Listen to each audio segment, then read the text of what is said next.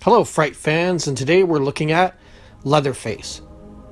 Of all the horror icons, Leatherface is by far the creepiest of them all. His every thought, his every action is controlled by his screwball family. All they gotta do is wind him up and let him go. As they say, the saw is family. Since all of the recent dreadful horror remakes have no style, no substance, and are completely unimaginative, Hollywood is taking a different route when it comes to classic horror films. Now it's all about origin stories, and that's what we have here with Leatherface. Leatherface is the prequel to Tobe Hooper's classic The Texas Chainsaw Massacre. In it, we learn how Jedediah became the most feared member of the Sawyer family. To say the Sawyer family is a little dysfunctional, you're probably being very kind. They are a psychological disaster of hurricane proportions, as we see in the opening scene.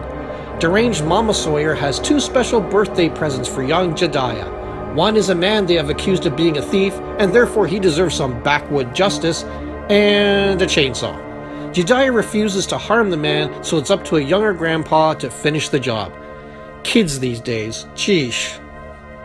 Finally, the long arm of the law catches up with the Sawyer family, and Jedediah is placed in a mental hospital by the town sheriff. The sheriff can't tie the Sawyer family to several murders, including the death of his own daughter, so he does the next best thing and breaks up the family. The Sawyer family took one of his, so he will take one of them. Years later, mental patients Bud and Jackson befriend a new nurse right before the crap hits the fan. Mama Sawyer shows up with a court injunction to free her son, but it is denied on a technicality. You see, since Jedediah legally had his name changed as part of his therapy, the injunction is worthless. Mama Sawyer has a complete meltdown, and she sparks a riot. Ike and Clarice, this movie's deranged Bonnie and Clyde, break out, taking along the nurse, Bud, and Jackson as hostages. The movie then turns into a recycled version of Natural-Born Killers, with Ike and Clarice dragging everyone else along on their terror spree, which catches the attention of the sheriff. Why it is practical for Bonnie and Clyde to drag a whole entourage around with them while they're on their crime spree is never explained.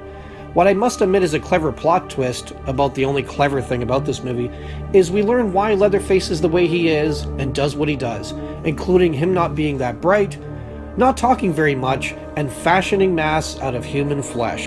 While the film does a great job in detailing Leatherface's origin, it is a real chore to watch. It is all gruesome screams and gruesome deaths. There's no moment of hope. It's all very dark and all very dingy.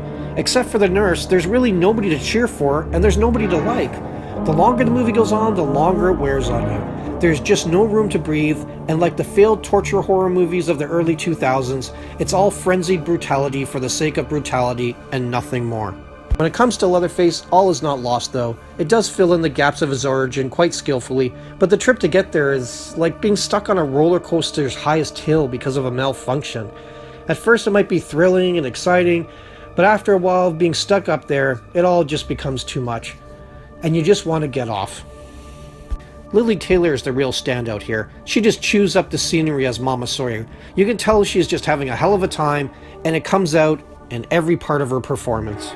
With 17, count them, 17 body bags, I give Leatherface a 3 out of 10.